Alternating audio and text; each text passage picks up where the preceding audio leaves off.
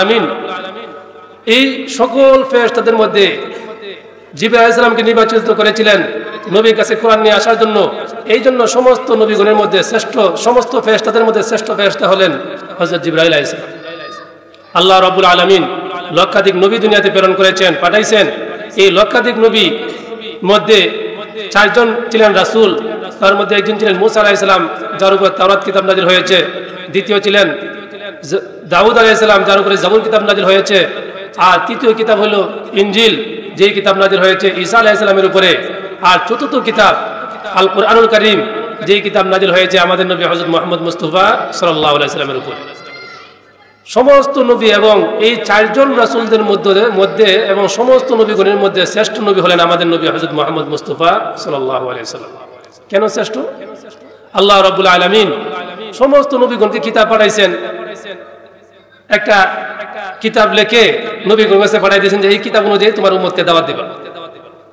আর আল্লাহ রাব্বুল আলামিন আমাদের নবী হযরত মুহাম্মদ মুস্তাফা সাল্লাল্লাহু আলাইহি ওয়াসাল্লামকে জিবরাইলের মাধ্যমে সরাসরি আল্লাহ উস্তাদ হইয়া নবীজিকে কোরআন শিক্ষা দিয়েছেন। এই জন্য আল্লাহ রাব্বুল আলামিন এক আয়াতে বলে দিয়েছেন, লা তুহাররিক বিহি লিসানাকা লিতাজালা বি ইন্না আলাইনা জামআহু ওয়া কুরআনা ফাইদা ক্বরানাহু ফাত্তাবি' কুরআনা সুম্মা ইন্না আলাইনা বায়ানা।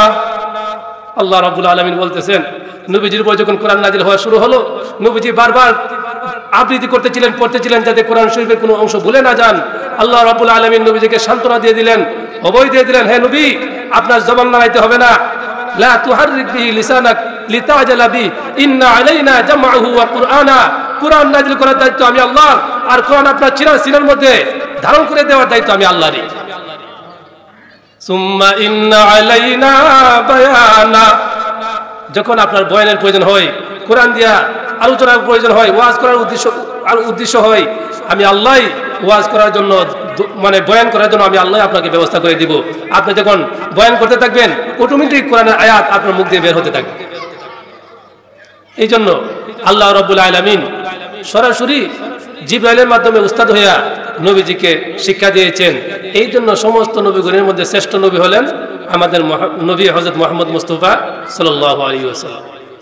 একটা প্রশ্ন থেকে যায় যে আমাদের নবী তো জাগতিক শিক্ষায় শিক্ষিত ছিলেন না, জাগতিক শিক্ষায় কেন শিক্ষিত ছিলেন না? আল্লাহ রাব্বুল আলামিন অন্য আয়াতে বলে দিয়েছেন, ওয়ালা তাখুতুহু বিয়ামিনিকা ইদাল লারতাবাল মুবতিলুন। হে নবী, ইতিপূর্বে যদি আপনি পড়তে পারতেন, লিখতে পারতেন, যারা ইসলাম বিদ্বেষী, যারা কোরআন বিদ্বেষী, যারা নাস্তিক, তারা আপনার ব্যাপারে সন্দেহ করল হইলে যে নবী হয়তো নিজেই কোরআন লিখে লাইছেন। এই জন্য নবীজিকে আল্লাহ পাক জাগতিক শিক্ষায় শিক্ষিত করেন নাই।